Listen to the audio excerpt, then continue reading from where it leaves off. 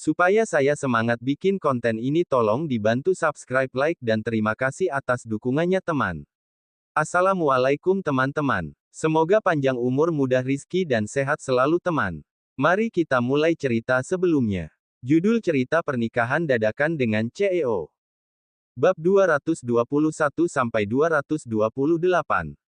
Begini, bos. Sekalipun kamu lihat dengan matamu sendiri Olivia makan dengan pria lain dan ambil sayur untuknya, kamu harus cari tahu dulu siapa pria itu. Bagaimana kalau mereka saudara? Wajah Stefan seketika menjadi muram. Albert. Secara naluriah Ricky langsung bertanya, Albert siapa? Oh, aku tahu. Anaknya CEO Pratama Group. Sekarang dia lagi dilatih di Pratama Group. Dia biarkan aku analisa dulu. Nama belakang Mama Albert adalah Santoso. Nama belakang sahabat istrimu juga Santoso. Stefan langsung berkata, Albert adik sepupunya Junia. Betul, betul. Mereka kakak adik sepupu, istrimu dan Junia adalah sahabat karib. Istrimu pasti sudah lama mengenal Albert. Lagi pula, dia juga beberapa tahun lebih tua dari Albert. Mungkin saja, dia hanya anggap Albert sebagai adik. Mereka sama sekali nggak ada hubungan darah. Biar dia mau jadikan Albert sebagai adiknya, Albert tetap nggak bisa jadi adiknya, suara Reiki tercekat. Benar juga, meski Olivia mengatakan kalau dia menganggap Albert seperti adik kandungnya sendiri, keduanya tetap tidak memiliki hubungan darah. Bagaimanapun, Albert tidak bisa menjadi adik kandungnya. Setelah terdiam sejenak, Stefan baru berkata lagi. Albert diam-diam suka sama Olivia. Bagaimana kamu bisa tahu? Tanya Reiki. Aku juga seorang pria. Intuisiku beritahu aku kalau Albert diam-diam suka sama Olivia. Itu bukan masalah 1 atau 2 hari lagi. Reiki mempercayai intuisi bosnya, dia tahu, enggak. Kali ini, giliran Stefan yang terdiam. Olivia tidak tahu kalau Albert naksir padanya. Olivia baik kepada Albert murni karena mereka sudah terlalu lama saling kenal. Kalau Olivia bilang, dia telah menyaksikan Albert tumbuh dewasa. Ditambah lagi Albert adalah adik sepupu Junia.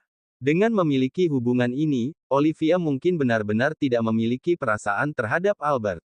Dia benar-benar menganggap Albert sebagai adiknya. Hari Sabtu kemarin, kamu lihat dia makan dengan Albert, hanya mereka berdua. Stefan menjawab dengan raut wajah mengeras, ada Junia juga. Nah, itu dia. Mereka nggak makan berdua, tapi bertiga. Soal dia ambil sayur untuk Albert, mungkin saja karena letak hidangannya agak jauh dari Albert. Karena itu, dia ambil untuk Albert. Stefan hanya menunjukkan wajah cemberut tanpa mengucapkan sepatah kata pun. Sedangkan Reiki justru terkekeh. Stefan, kamu lagi cemburu. Kamu jadi semakin peduli dengan istri pernikahan dadakanmu itu, kan? Hanya dalam waktu 1 bulan, Stefan sudah mulai peduli.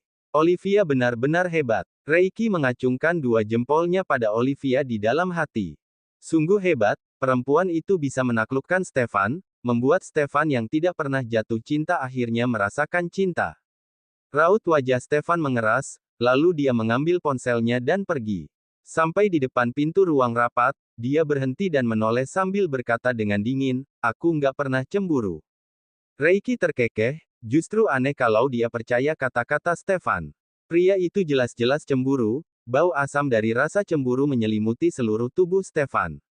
Namun, pria keras kepala itu masih tidak mau mengakuinya, tentu saja, Reiki juga mengerti kalau Stefan tidak mengakui bahwa dia cemburu.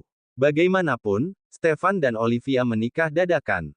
Boleh dibilang, Stefan menikah untuk membalas utang budi neneknya. Stefan orang yang angkuh. Dia bukan tipe orang yang mudah terbawa perasaan. Hanya dalam 1 bulan, sulit bagi Stefan untuk mengakui kalau dia mulai peduli pada Olivia. Stefan tidak bisa mengesampingkan harga dirinya. Harga diri dan kesombongannya itu membuat Stefan tidak mau mengakuinya. Setelah Stefan keluar dari ruang rapat, dia tidak serta-merta meninggalkan perusahaan. Dia kembali ke ruangannya dulu. Setelah mengobrol dengan Reiki, suasana hati Stefan sedikit membaik. Dia juga mulai mengerti, dia tidak bisa mengatakan kalau Olivia selingkuh hanya karena melihat Olivia makan bersama Albert, juga mengambil sayur untuk Albert. Hanya saja, dia tiba-tiba merasa sangat marah. Bab 222. Mungkinkah Stefan benar-benar cemburu seperti yang dikatakan Reiki? Bagaimana mungkin? Sambil duduk di kursi putar berwarna hitam, Stefan mengeluarkan ponselnya lagi. Setelah berpikir lama, dia baru memutuskan untuk mengesampingkan harga dirinya dan membalas pesan Olivia. Begitu dia buka WhatsApp, dia baru ingat kalau dia sudah hapus nomor Olivia. Untung saja, dia masih ingat nomor ponsel Olivia. Setelah mengalami pergulatan batin selama beberapa saat, Stefan baru mengumpulkan keberanian untuk menelepon Olivia.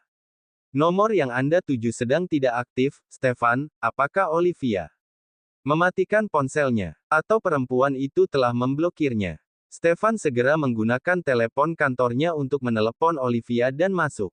Tanpa menunggu Olivia mengangkat telepon, Stefan langsung menutup telepon. Karena dia yakin akan satu hal. Olivia benar-benar memblokir nomor ponselnya. Padahal Stefan sudah memutuskan untuk mengalah dan memperbaiki hubungannya dengan Olivia. Namun, setelah Olivia memblokir nomor ponselnya, segalanya langsung kembali ke titik semula. Stefan yang menghapusnya lebih dulu, lalu Olivia memblokirnya. Benar, mereka berdua sudah impas. Biarkan saja. Stefan tidak mencoba menghubungi Olivia lagi.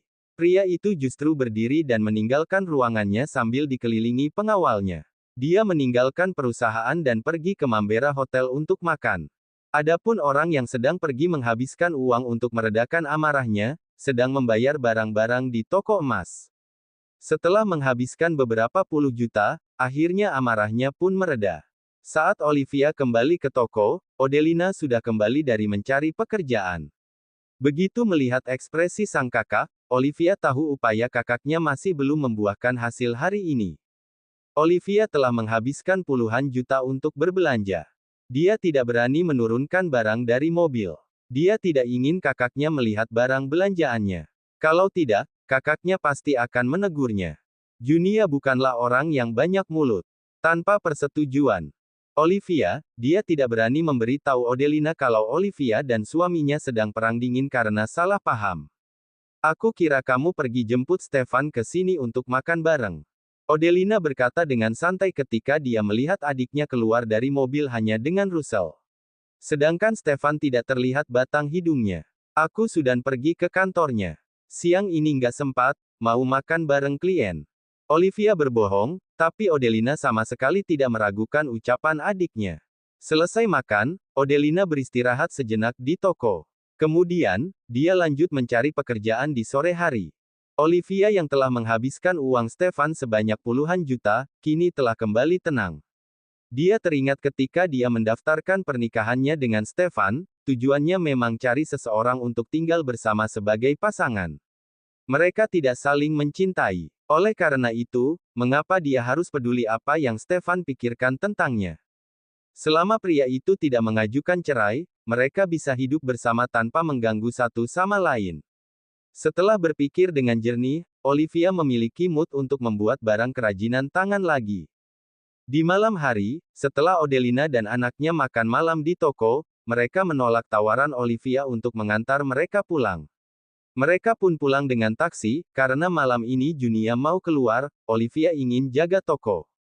Odelina bersikeras tidak ingin diantar Olivia, maka Olivia memanggil taksi untuk kakaknya. Setelah melihat kakak dan keponakannya masuk ke dalam mobil, dia baru kembali dan menjaga toko dengan tenang. Saat jam menunjukkan pukul 11, Olivia baru tutup toko seperti biasa dan pulang ke rumah. Mobilnya baru saja meninggalkan gerbang SMP Negeri Kota Mambera dan masuk ke jalan utama. Olivia hampir saja menabrak sebuah Land Rover. Dia terkejut dan mengerem mendadak, sehingga mobilnya tidak menabrak mobil itu. Setelah Land Rover itu lewat, Olivia baru melajukan mobilnya lagi. Seluruh kejadian itu dilihat oleh Stefan yang datang perlahan dari belakang. Stefan saat ini sedang duduk di mobil pribadinya.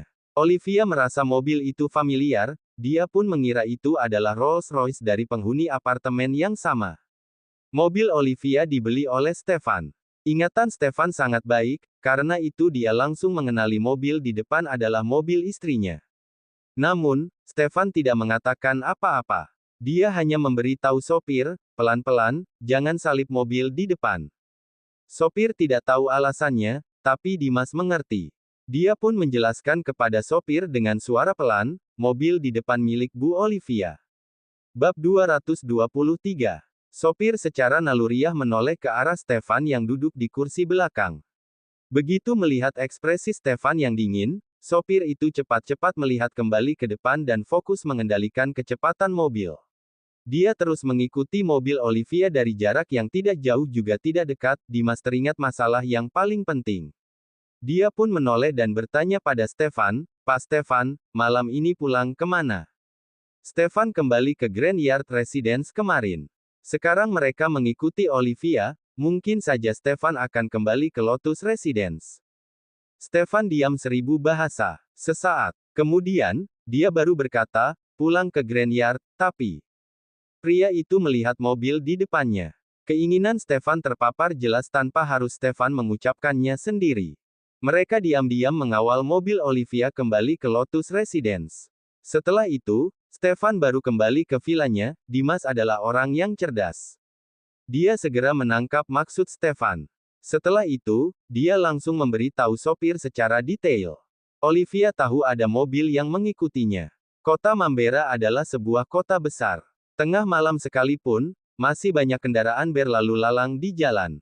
Dia tidak menyadari kalau ada mobil Stefan di belakangnya. Namun, sekalipun dia melihat beberapa mobil mewah itu, Olivia tidak akan tahu kalau mobil itu milik Stefan. Saat mendekati perempatan lampu lalu lintas, ada sekitar 7 atau 8 pemuda berdiri di pinggir jalan. Mereka tiba-tiba turun ke jalan. Olivia langsung mengerem mendadak. Mobilnya akhirnya berhenti ketika Olivia hampir menabrak mereka. Olivia seketika berkeringat dingin. Sesaat kemudian, dia baru tersadar. Tok-tok.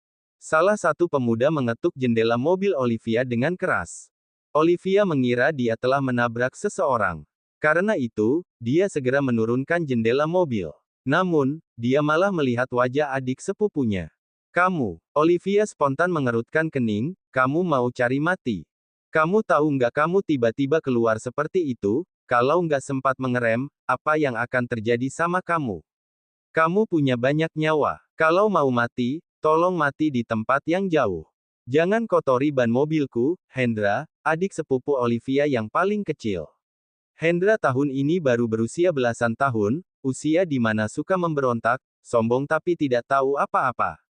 Terakhir kali, adik-adik sepupu Olivia pergi ke tokonya untuk mengajak berdamai. Hendra masih sangat arogan dan berkata akan menghancurkan toko Olivia. Malam ini, Hendra malah membawa sekelompok anak muda yang seusia dengannya untuk mencegat mobil Olivia di tengah jalan. Apakah mereka ingin cari masalah? Memangnya kenapa kalau aku, Olivia, keluar dari mobil? Kalau kamu nggak mau keluar, aku akan hancurkan mobilmu. Padahal punya uang buat beli mobil baru. Tapi nggak mau bantu nenek bayar tagihan rumah sakit. Kamu tahu nggak berapa banyak uang yang dihabiskan nenek di rumah sakit kali ini? Hendra masih muda dan energik. Dia tidak tahu banyak tentang masa lalu. Dia hanya tahu setelah neneknya jatuh sakit, Olivia sama sekali tidak pernah ke rumah sakit menjenguk nenek, juga menolak untuk membayar tagihan rumah sakit. Orang tua Hendra bilang padanya kalau Olivia dan kakaknya akan membayar biaya pengobatan nenek. Odelina tidak punya uang, tapi Olivia punya. Lihat saja, mobilnya masih baru. Harganya pasti mencapai ratusan juta. Punya uang beli mobil baru, tapi tidak mau bantu nenek bayar biaya pengobatan. Karena Mohtar dan Bobby menulis postingan untuk menyalahkan Olivia, Odelina pun bicara omong kosong. Mereka bahkan membuat netizen yang tidak mengetahui kebenaran berbalik menyalahkan mereka. Hal itu membuat bisnis kakak tertua menjadi hancur, kakak kedua juga diskors dari perusahaannya. Bahkan pekerjaan orang tua serta kakaknya ikut terpengaruh. Karena itu, Hendra sangat marah. Terutama ketika mereka bersedia berdamai dengan Olivia, Olivia seharusnya berbesar hati dan berdamai dengan mereka. Hari itu Hendra sudah ingin menghancurkan toko buku Olivia, tapi dihentikan oleh kakak-kakak sepupunya. Selama beberapa hari ini, Hendra mendengar orang tuanya terus bergumam kalau mereka harus mengeluarkan uang untuk membayar biaya pengobatan nenek. Mereka juga mengeluh karena nenek membutuhkan banyak biaya pengobatan. Hendra berpikir semua ini terjadi karena Olivia tidak mau mengeluarkan uang. Oleh karena itu, dia mengajak beberapa temannya. Mereka berkeliaran di sekitar toko buku Olivia pada siang hari, dengan begitu mereka pun mengingat nomor plat mobil Olivia. Bab 224. Setelah larut malam, saat hanya ada sedikit mobil dan orang di jalan, mereka menunggu Olivia lewat. Kemudian, mereka mencegat mobil perempuan itu. Dia mau habiskan berapa banyak uang nggak ada hubungannya denganku. Sejak dulu mereka sudah pakai uang untuk memutuskan hubungan dengan kami, mereka sudah bilang mereka nggak butuh kami rawat mereka ketika mereka masih hidup, juga nggak butuh kami menguburkan mereka ketika mereka mati. Saat itu kamu belum tahu apa-apa, kamu nggak tahu apa yang terjadi. Pulang dan lihat postingan aku, atau tanya saja pada orang tuamu. Tapi orang tuamu sepertinya nggak akan mau mengakuinya. Kalian sekeluarga sudah menghabiskan uang santunan peninggalan orang tuaku yang ditukar dengan nyawa mereka. Kalau enggak, kamu kira kalian bisa hidup enak seperti sekarang? Ekspresi wajah Olivia begitu dingin, dia pun membalas kata-kata Hendra dengan nada sinis. Aku nggak mau tahu, kamu keluar dari mobil sekarang. Aku hitung sampai 3. Kalau kamu masih nggak mau keluar juga, aku akan hancurkan mobil kamu ini. Hendra sangat sombong karena merasa jumlah mereka lebih banyak. Preman-preman yang dibawanya sudah mengepung mobil Olivia. Di belakang juga ada mobil yang datang dengan perlahan, Hendra dan rombongannya masih muda dan energik. Mereka merasa di zaman sekarang ini, kebanyakan orang tidak akan berani mencampuri urusan orang lain.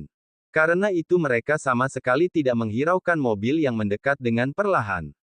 Begitu mobil Olivia dicegat oleh Hendra, sopir Stefan segera mengurangi kecepatan. Dia dan Dimas spontan menoleh ke arah Stefan beberapa kali. Raut wajah Stefan mengeras, tapi dia tidak mengatakan sepatah kata pun. Sopir hanya bisa memperlambat laju mobil lagi.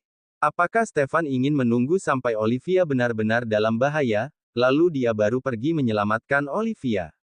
Olivia melihat di antara orang-orang yang dibawa adik sepupunya ada yang memegang tongkat besi. Dia percaya mereka benar-benar akan menghancurkan mobilnya. Olivia segera mengobrak-abrik isi mobil dan menemukan payung yang dia simpan di dalam mobil. Dia memegang payung itu dengan erat, lalu membuka pintu dan keluar dari mobil. Pada detik Olivia turun dari mobil, Hendra langsung mengambil tongkat besi dari tangan temannya dan memukul Olivia dengan tongkat itu. Olivia sejak awal sudah memiliki persiapan. Dia mengadang tongkat besi itu dengan payung dulu, tapi kakinya tidak berhenti. Setelah itu, dia mengangkat kaki dan menendang perut Hendra hingga mundur beberapa langkah. Pada akhirnya, Hendra jatuh dan duduk di tanah. Tongkat besi di tangan Hendra juga jatuh ke tanah. Melihat situasi itu, dua pemuda di samping Hendra langsung mengayunkan tongkat besi mereka ke arah Olivia. Namun, Olivia berhasil melewati mereka dengan cepat.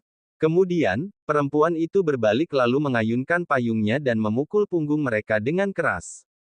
Tentu saja payung Olivia tidak sekuat tongkat besi mereka. Untung saja, tenaga Olivia cukup besar. Saat dia memukul mereka, dua preman itu pun kesakitan. Tongkat besi di tangan mereka langsung jatuh ke tanah ketika mereka kesakitan, bahkan salah satu tongkat besi itu mengenai kaki seseorang.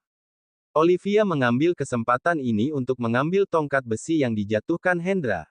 Kemudian, dengan mengandalkan sanda yang pernah dia pelajari sendiri, dia mengayunkan tongkat besi itu dan memukuli teman Hendra sampai babak belur.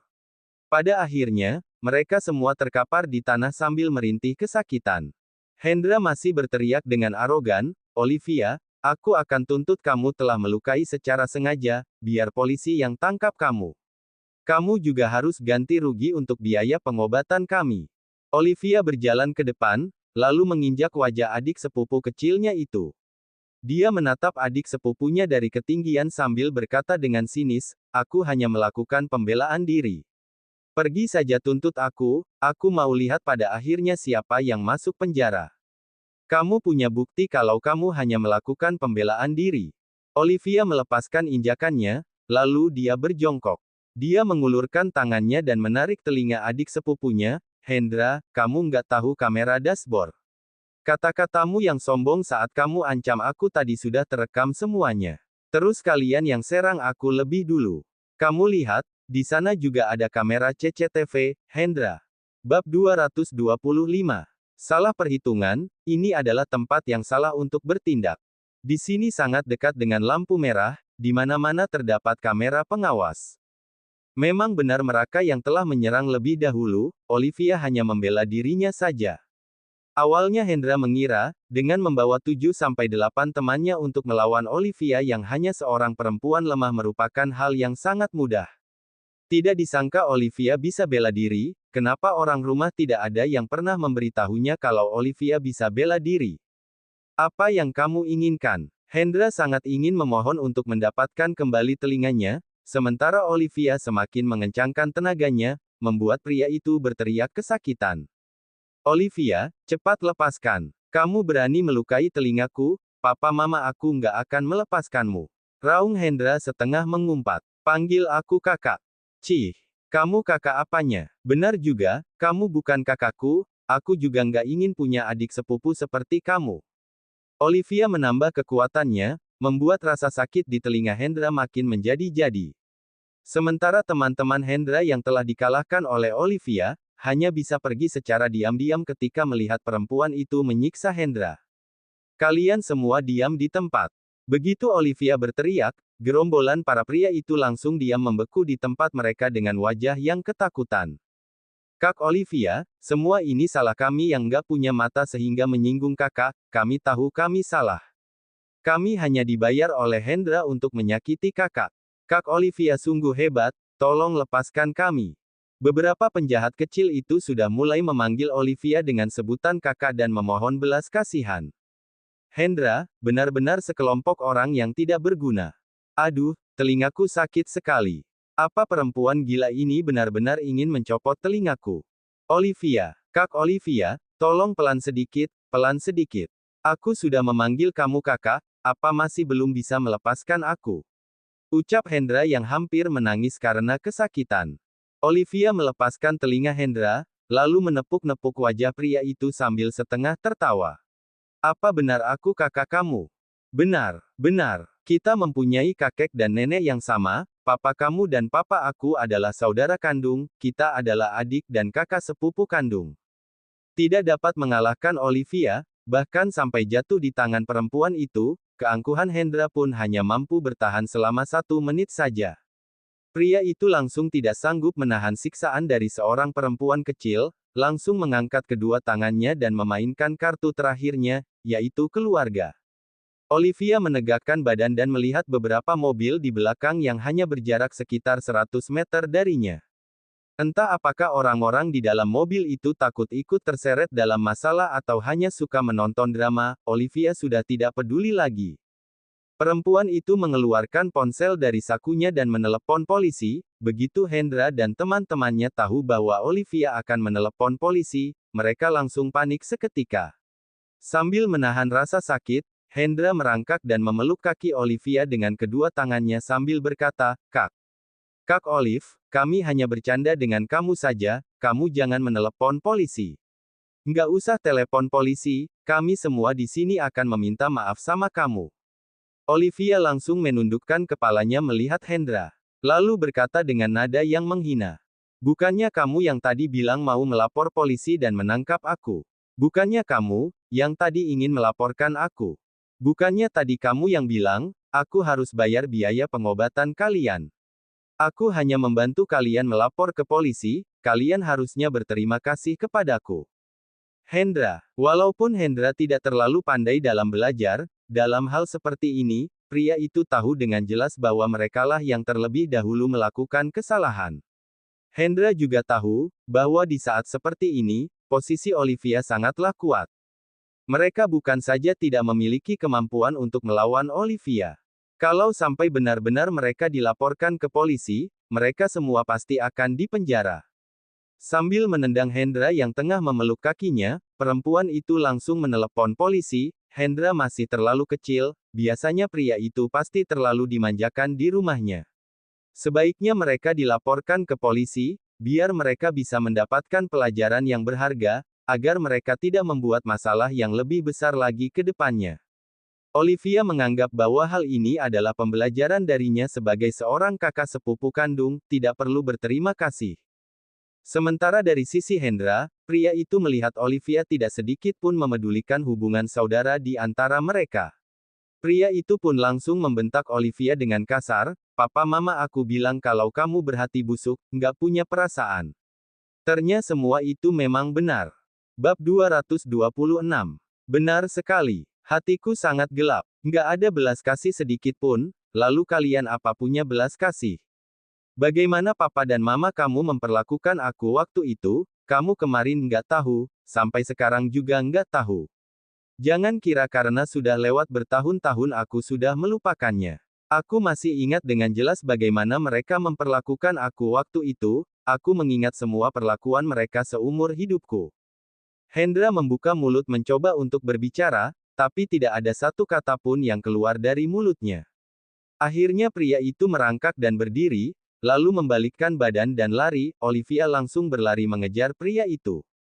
Hanya dengan satu tendangan, Hendra langsung jatuh tersungkur ke tanah. Perempuan itu menarik baju Hendra ke belakang, hingga pria itu terseret di atas tanah, sementara Hendra hanya bisa berteriak kesakitan ketika badannya mengenai tanah yang kasar. Olivia melempar Hendra ke arah teman-temannya yang sedang ketakutan, lalu berkata dengan nada memperingati, "Aku peringatkan kalian, sebaiknya kalian duduk patuh dan tunggu Pak Polisi datang menolong kalian di sini. Siapa yang berani lari, maka jangan salahkan aku kalau nggak akan sungkan sedikit pun terhadap kalian." Hendra dan temannya sangat ketakutan dengan kekejaman Olivia, sehingga tidak ada yang berani melarikan diri lagi. Hendra tidak henti-hentinya memaki Olivia. Dengan wajah yang dingin, perempuan itu memperingatinya, "Berani ngomong lagi, aku akan membuat wajahmu bengkak seperti babi." Begitu melihat wajah keji dan ucapan dingin perempuan itu, Hendra langsung tidak berani lagi berkata sepatah kata pun. Namun jauh di dalam hatinya, pria itu terus-menerus mengumpat dan menyumpahi leluhur Olivia. "Olivia, leluhurku juga bukannya sama dengan leluhurmu. Leluhur keluarga Hermanus, benar-benar keturunan yang tidak. Leluhur mereka semua sudah tenang di alam baka, masih saja keturunan mereka terus menyebut-nyebutnya. Apa keturunan mereka ingin naik ke alam baka bersama mereka sekarang?" Begitu melihat Olivia yang telah berhasil memenangkan pertandingan, Stefan langsung tahu bahwa kesempatannya untuk menjadi seorang pahlawan telah hilang. Tentu saja, sekalipun kemenangan tidak berada di pihak Olivia tadi, Stefan juga hanya akan mengutus Dimas dan beberapa orang pengawalnya untuk turun dan membantu perempuan itu. Pria itu tahu bahwa Olivia sedikit banyak telah mempelajari ilmu bela diri, tapi tidak disangka kemampuannya begitu hebat. Tahu begini, untuk apa tadi Stefan khawatir bahwa Olivia akan menderita? Para gerombolan remaja itu bahkan tidak bisa menyentuh Olivia. "Ayo berangkat," ucap Stefan memerintah dengan suaranya yang dalam. "Dimas, jangan biarkan Olivia melihat penampilanmu yang begitu rapi." Stefan tidak lupa untuk mengingatkan Dimas. Dimas pernah mengantar Olivia beberapa kali, tentu saja Olivia ingat penampilan Aji. Sehingga untuk saat ini, Olivia tidak boleh melihat penampilan Ei yang seperti ini. Supir mulai mengendarai mobilnya. Demi menutupi wajahnya agar tidak dilihat oleh Olivia, pria itu sengaja memalingkan wajahnya melihat ke sisi jalanan yang lain. Sampai mobil yang mereka bawa melewati jalan tempat Olivia berada, barulah Dimas menoleh kembali. Berhubung supir Stefan juga membawa mobil dengan kecepatan tinggi, Olivia sama sekali tidak dapat melihat dengan jelas mobil yang baru saja melewatinya. Bahkan mobil Stefan yang biasa juga tidak terlihat dengan jelas. Sementara mobil pengawal yang ada di belakangnya, Olivia sama sekali tidak mengenalnya. Tidak berapa lama setelah rombongan mobil Stefan lewat, rombongan orang dari kantor polisi juga telah tiba. Polisi pun bertanya dengan jelas kepada orang-orang di sekitar mereka, dan semua bukti menunjukkan bahwa 7-8 orang pemuda remaja itu telah bersalah. Tanpa menunggu lama, polisi langsung memasukkan mereka ke mobil polisi. Ingin menghalangi jalan orang, malah mereka yang dihancurkan oleh orang lain. Olivia terpaksa ikut ke kantor polisi untuk memberikan laporan. Untungnya ada kamera mobil dan juga kamera lampu jalan yang bisa menjadi saksi. Beberapa anak remaja itu juga langsung berterus terang dengan para polisi tersebut tanpa ada satu hal pun yang ditutup-tutupi. Olivia tidak lebih dari seorang korban yang kebetulan mempunyai kemampuan bela diri untuk melindungi dirinya sendiri. Sehingga bisa dianggap apa yang telah Olivia lakukan barusan tidak lebih dari sekedar perlindungan terhadap diri sendiri. Setelah selesai membuat laporan, Olivia sudah boleh meninggalkan kantor polisi, sementara Hendra dan yang lainnya tidak bisa pergi sekalipun hati mereka sangat ingin meninggalkan tempat itu. Mereka semua harus tinggal di penjara. Bahkan sekalipun Hendra mengatakan bahwa hubungannya dengan Olivia adalah saudara sepupu kandung, selama Olivia tidak memaafkan dan menarik tuntutannya, Hendra tetap harus tinggal di dalam penjara. Hendra ingin membalaskan dendamnya dengan Olivia, dirinya malah ikut terjebak di dalam. Bab 227. Ketika sampai di rumah, waktu sudah menunjukkan pukul 1 pagi. Perempuan itu membuka pintu rumah dan mendapati ruangan yang gelap gulita. Paling Stefan saat ini masih belum pulang, atau hanya berada di dalam kamarnya saja. Olivia menutup dan mengunci pintu rumah dengan sangat perlahan. Perempuan itu kemudian menyalakan lampu di ruang tengah, lalu terdiam selama 1 menit sebelum akhirnya memutuskan untuk mengetuk pintu kamar Stefan. Baru saja perempuan itu mengangkat tangan ingin mengetuk pintu kamar Stefan, detik berikutnya, perempuan itu langsung membatalkan niatnya, berhubung saat ini sudah masuk tengah malam dan Olivia kembali teringat ucapan nenek, yang mengatakan suasana hati Stefan yang diganggu dalam tidurnya sangatlah buruk. Memangnya kenapa kalau pria itu ada di rumah? Mereka berdua saat ini tetap saja dalam perang dingin, Olivia akhirnya memutuskan untuk langsung kembali ke kamarnya sendiri tanpa mengatakan apapun. 1 malam berlalu dengan sepi. Keesokan paginya, berhubung Olivia tidur terlalu malam, sehingga pagi itu dia masih beristirahat. Sementara, Stefan yang pulang ke Grand Yard Residence, sudah menggunakan baju olahraga dan bersiap keluar untuk lari pagi. Baru saja Stefan turun, Pak Arif langsung melapor kepadanya. "Pak, Ibu sudah pulang." Begitu mendengar hal ini, raut wajah Stefan langsung berubah menjadi dingin. Tanpa menghentikan langkah kakinya, pria itu terus berjalan dengan langkah yang dalam hingga keluar rumah. Di luar, dia melihat Nenek Sarah baru saja turun dari dalam mobil. Walaupun sebenarnya Stefan kurang menyukai neneknya yang datang tiba-tiba mengganggu kehidupannya, dia tetap buru-buru maju ke depan, memapah sang nenek. Nenek tidak menolak bantuan Stefan tersebut. "Mau lari pagi, ya?" tanya nenek ketika melihat baju olahraga yang dipakai oleh cucunya, M. "Nenek menemani kamu berlari 2 putaran, iya." Stefan langsung mengerutkan keningnya, "Nek, kamu sudah berumur." Tubuh nenek masih sangat sehat dan kuat. Stefan tidak mampu menjawab neneknya lagi, dia hanya bisa membiarkan nenek menemani dirinya lari pagi. Mereka berdua pun lari pagi di pinggir jalan di dalam kompleks perumahan. Walaupun Nenek Sarah sudah masuk ke dalam tahap lanjut usia, tubuhnya masih sangat luas. Biasanya dia masih melakukan pekerjaan rumah dengan para pelayannya di rumah. Perempuan tua itu tidak pernah merasa harga dirinya lebih tinggi daripada para pelayan yang ada di rumahnya. Seluruh pelayan yang ada di rumah Aditama sangat menyukai majikan tua seperti ini. "Sudah tinggal baik-baik di Lotus Residence, kenapa kamu kembali lagi?" Nenek Sarah datang karena mendengar kabar burung yang mengatakan bahwa cucu dan menantunya sedang bertengkar. Namun, masalah apa yang menyebabkan mereka bertengkar, Nenek Sarah masih belum mengetahuinya. Kelvin hanya bilang, bahwa kakaknya hari itu datang kerja seperti sedang tidak fokus dan banyak pikiran. Dari Pak Arif, Nenek Sarah mendapatkan kabar bahwa cucunya ini sudah pulang kembali ke villa.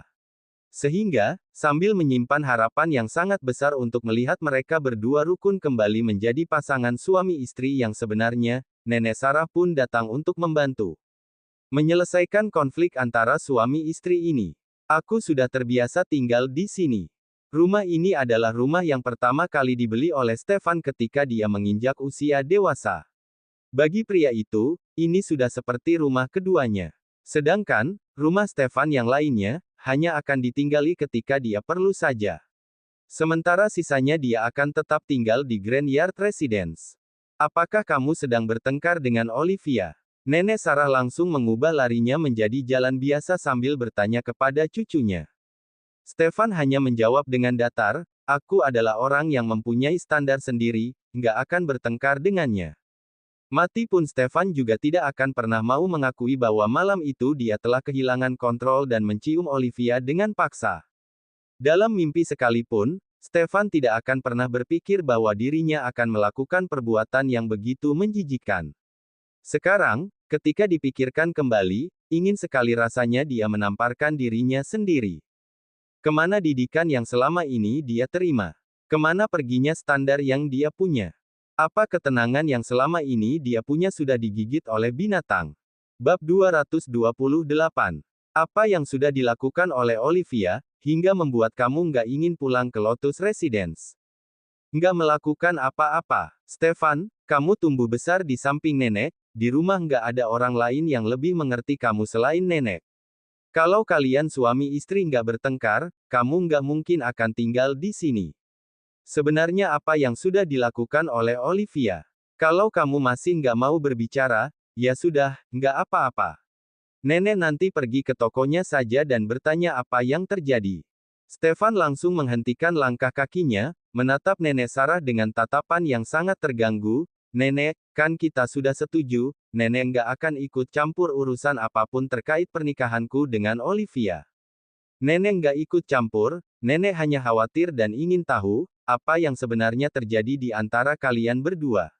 Kamu adalah orang yang begitu angkuh dan mementingkan harga diri, lalu berpura-pura miskin di dalam pernikahan. Olivia sama sekali nggak mengetahui status kamu yang sebenarnya.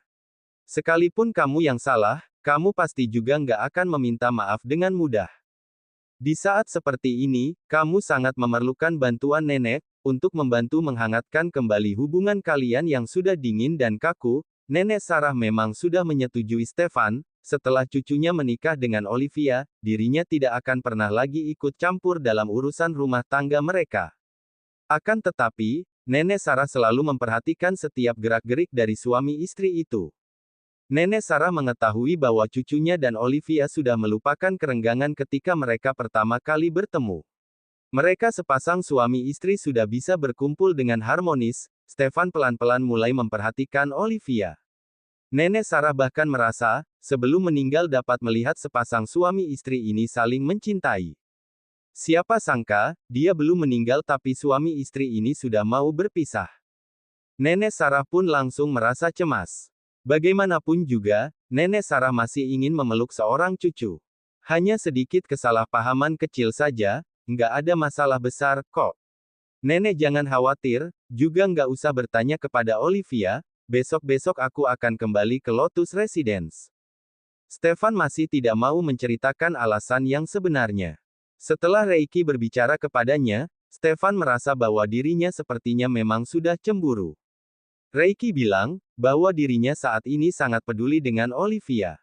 Namun, Stefan selalu tidak mau mengakui hal ini dan hanya mementingkan wajahnya sendiri. Begitu mengetahui Olivia makan bersama Albert, pria itu pun langsung menuduh Olivia selingkuh darinya dan telah membuat dirinya malu.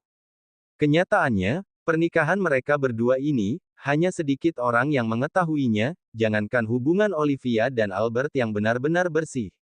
Seandainya memang mereka berdua benar telah melakukan kesalahan terhadap Stefan, orang luar juga tidak akan ada yang mengetahuinya.